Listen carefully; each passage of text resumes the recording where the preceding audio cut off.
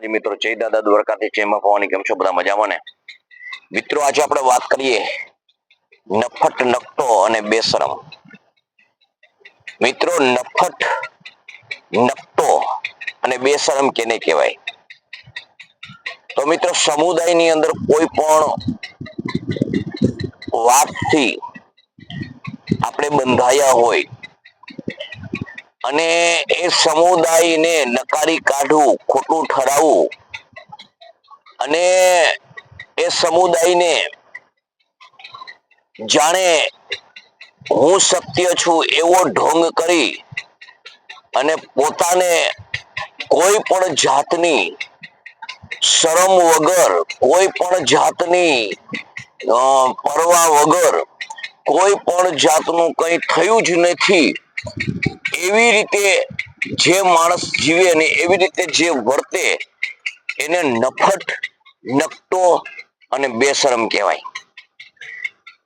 એ માણસને પોતાના જીવનની અંદર કોઈ સ્વમાન કોઈ ઇજ્જત આબરૂ કે કોઈ પણ જાતની એને એવું ન થાય કે આપણે જે કરી છીએ એ બધું આને હાનિકારક છે, આપણે જે કરી છીએ એ આવનાર પેઢી આપણી છે એને તકલીફમાં મુકાશે, આપણે જે કરી છીએ એ ખોટું છે આવું ન વિચારતા એ બધું જ સત્ય છે અને હું કરું છું એવું બરોબર જ છે અને છતાં કોઈ પણ એને જાતના એના જીવનમાં ફરક ન પડે, ખોટું નફટાય નકટાય અને બેશરમાઈ કરતા કઈ ફરક જ ન પડે અને નોર્મલ માણસની જેમ જીવે એને નફટ નકટો અને બેશરમ કહેવાય.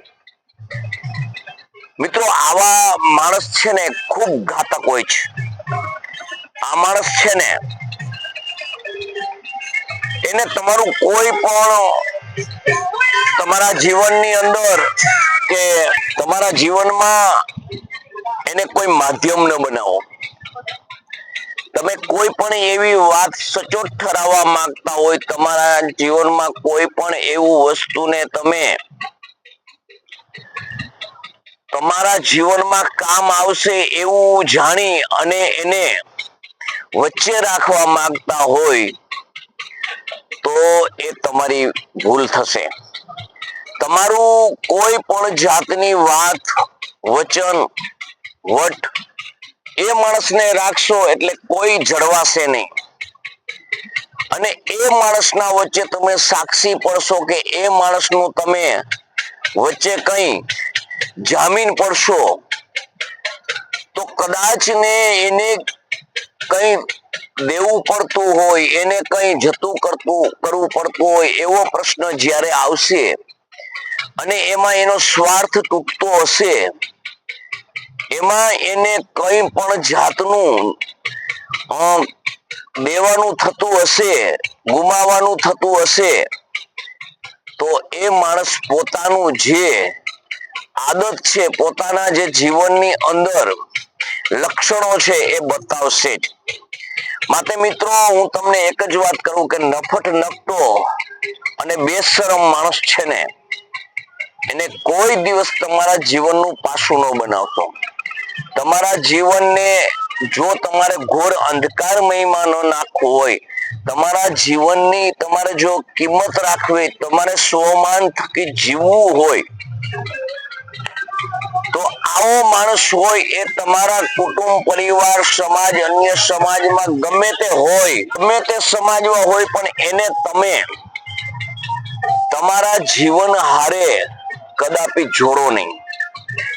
એ માણસ સાથે વ્યવહાર પણ બાંધવો ખતરારૂપી હોય, એ માણસની વચ્ચે રહેવું એ પણ ખતરારૂપી હોય. કારણ કે એમાં જો તમે કોઈ વચ્ચે રહો કે કંઈ પણ એનું તમે માધ્યમ બનો તો એમાં જો કંઈ પણ થતું હોય તો તમારે જ કરવાનું થશે, એ માણસ કશું કરશે નહીં.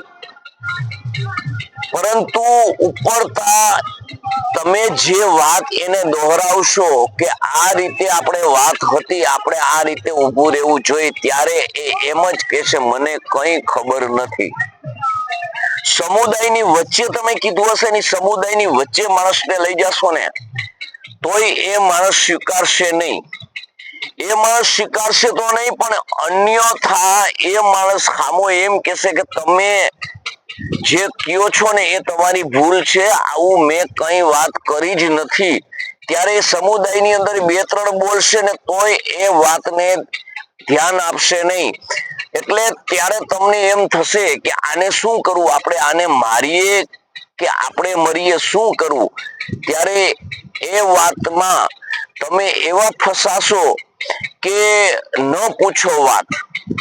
કદાચ ને તમારે એવો પ્રશ્ન આવશે, તમે એમ કહો કે ભાઈ તું આ નહીં કરતો, મારે દવા પીવી પડશે, તો તમને એમ એ કહેશે કે એ પ્રશ્ન તમારો છે, પણ મેં આવું કંઈ પણ કર્યું નથી અને મને આ તમે જે કહો છો એવું આપણે કઈ વાત પણ થઈ નથી. એટલે આવો માણસ છે ને એ બેશરમ કહેવાય અને આને કોઈ જાતની શરમ ન હોય, નફટ અને નકટો કહેવાય. કારણ કે આ તમારી કોઈ પણ સમુદાયની વાતને પણ સત્ય ઠેરાવવા માંગતો ન હોય. એટલે મિત્રો, જીવનની અંદર કદાપી આવો માણસ છે ને એનાથી દૂર રહો. આવો માણસ પૂજા પાઠ કરતો હોય, આવો માણસ ધર્મ માનતો હોય, આવો માણસ પ્રતિષ્ઠિત માણસના સમુદાયની અંદર બેહતો હોય, પરંતુ આ લક્ષણ એનામાં હોય ને એટલે આ માણસ તમારા જીવનને એકવાર બરબાદ કરી નાખે. કારણ કે જ્યારે એ વાત વચન અને વટની જ્યારે હોય ને ત્યારે એ પરિપૂર્ણ કરવાની જવાબદારી તમારી આવે અને એ પણ તમારા એક સાક્ષીના કારણે તમારે ઘણું ગુમાવવું પડે. તમારે એના જીવન હારે કોઈ લેવા દેવા જ ન હોય, છતાં તમારે એ સમુદાયની અંદર એ માણસના સાક્ષી રૂપે કે જામીન રૂપે તમે હોય ને એટલે એ સમગ્ર વાત તમારે પૂર્ણ કરવી પડે. તમારે એના સમયે ઊભું રહેવું પડે. એટલે આવી રીતે તમે ફસાઈ જાઓ, આવી રીતે તમે તકલીફમાં મુકાઈ જાઓ. એટલે નફટ નકટો અને બેશરમ માણસ છે ને એનો તો જીવનમાં કોઈ ભરોસો જ ન કરતો. એજ્યુકેશન હોય આ માણસ બધી રીતનો હાવ તમે એમ કહો ને કે છેલ્લીમાં છેલ્લી પંક્તિનો કહો ને તો છેલ્લી પંક્તિનો કહેવાય, પણ આ માણસ છતાં આ માણસ છે ને એ સમુદાયની અંદર, એ જ સમુદાયની અંદર તમને ખોટા ઠેરાવ્યા હોય ને એ સમુદાયમાં પાછો બેસી અને જગ્યા પણ કરી લે.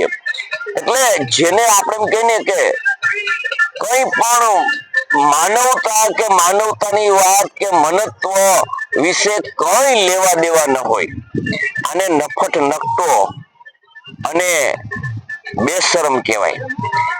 એટલે મિત્રો, આવા જીવનમાં અનુભવો તમને ડગલે પગલે થવાના છે અને થયા પણ હશે. એટલે તમે જે કરો તે તમારા વિચારી સમજી અને આવનાર સમયને લક્ષ્યમાં રાખી અને આગળ ચાલવું જોઈએ. નહીતર આવા માણસના જો તમે શિકાર બની ગયા, આ માણસના વાતમાં તમે આવી ગયા અને જો સમુદાય સર્વ સઘળો કોઈ વટ વાળો ના હોય, વચન નિભાવેવો ન હોય, કઈ કેવો ન હોય અને હાયેથી હા દોડાવવા વાળો હોય તો સમજી લ્યો કે તમે તમારા વાતથી ગયા. કારણ કે બધું તમારે જ ભોગવવું પડે. કારણ કે જે લોકો ધૃતરાષ્ટ્રની સભાની અંદર મૌન થઈ ગયા, કોઈ સત્યતા દોરાવી નહીં, દ્રૌપદીના જે ચીર લૂંટાણા ત્યારે, એટલે એને ઘાતક પરિણામ એને બધાને ભોગવવું જ પડે. પણ જેમ શિકાર ખાલી એ વાતનો જે વ્યક્તિ સત્ય હોય એ જ બને છે. એટલે જીવનની અંદર આવા માણસોથી બચી નહીં રહ્યો. કારણ કે આ માણસ છે ને એને તમારું કે તમારા પરિવારનું કે તમારી ઇજ્જત આબરૂનું જે થવું હોય તે થાય, પણ એ માણસને એ વાતથી કશો જ ફરક પડશે નહીં. એ માણસને એ વાતથી કે જે આ માણસ આપણા વચ્ચે રહેલો માણસ છે એનું જીવન બરબાદ થઈ જશે, એ માણસ ના પોતાના સમુદાયની અંદરથી ફેંકાઈ જશે, આવું એને કઈ લેવા દેવા ના હોય. એને તો એક જ વાત હોય કે સાણસામાંથી છૂટી ગયા અને છોડી દીધા એટલે કોણ હું અને કોણ તું. આવા અનુભવો મેં તો કર્યા છે, મેં મારા જીવનમાં અનુભવ્યું પણ છે કે બેશરમ, નફટ અને જે નકટા આવા જે માણસો છે ને એની વાતની અંદર ક્યારેક આપણે એવી રીતે આવી જઈએ છીએ ને ત્યારે એનું પરિણામ આપણે ખૂબ ઘાતક ભોગવવું પડે છે. આવા માણસો જે છે ને એ ગમે તે જાતિમાં જન્મો હોય ને, એના ગમે એવા ઊંચા કુળમાં જન્મો હોય, સમાજમાં જન્મો હોય, પણ એમાં એવું કશું જ હોતું નથી. એટલે કોઈ પણ સિમ્બોલને લક્ષ્યમાં રાખી, કોઈ પણ જાતિને લક્ષ્યમાં રાખી, કોઈ પણ સમાજને લક્ષ્યમાં રાખી આવા માણસો સાથે જો તમે સંબંધ બાંધશો અને તમે કઈ એનાને લેવડ દેવડ કરશો તો મિત્રો મુશ્કેલીમાં તમે જ મુકાશો. એટલે નફટ પછી આવા જે માણસો છે એની સાથે તમે કદાપી એના હારે સંબંધ ના બાંધો. તમારો વિડીયો તમને કેવો લાગ્યો તો તમારે કોમેન્ટ કરી અને મને જણાવજો. લાઈક કરજો, શેર કરજો, સબસ્ક્રાઇબ કરજો. જય દાદા દ્વારકાધીશ, જય માં ભવાની, જય માતાજી.